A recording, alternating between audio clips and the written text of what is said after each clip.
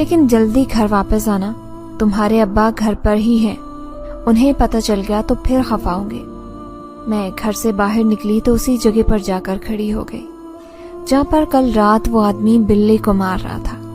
وہاں پر کوئی تو نشان ہوگا، بلی کا یا اس کے خون کا۔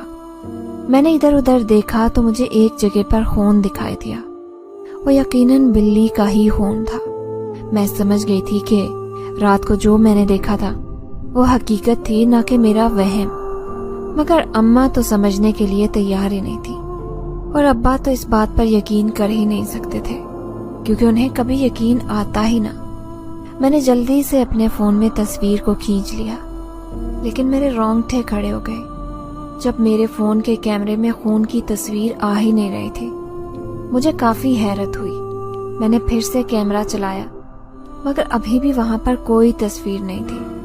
اب تو مجھے خوف محسوس ہونے لگا تھا۔ میں جلدی سے جھٹکے سے پیچھے ہوئی۔ ابھی وہاں سے میں قدم ہٹاتی کہ مجھے بلی کے چیخنے کی آواز آنے لگی۔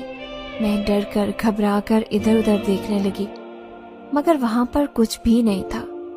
گلی بھی سنسان تھی کیونکہ صبح صبح کا وقت تھا، اور ہماری کالونی میں رواج نہیں تھا کہ لوگ اتنی جلدی اٹھ جاتے، اسی لیے گلی میں صرف میں اکیلی تھی اور مجھے بہت خوف محسوس ہو رہا تھا۔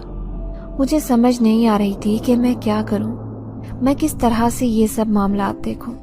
میں جلدی سے الٹے قدموں میں اپنے گھر کی طرف بھاگی۔ اماں مجھے لے کر پریشان ہو گئی اور کہنے لگی، کیا ہوا ہے؟ تم اتنی گھبرائی ہوئی کیوں لگ رہی ہو؟ تو پھر میں نے اماں سے کہا کہ اماں، آپ کو میری باتوں پر تو یقین نہیں آتا، مگر میں سچ کہہ رہی ہوں، میں نے جو دیکھا ہے وہ کوئی عام بات نہیں ہے۔ آپ کو کیوں سمجھ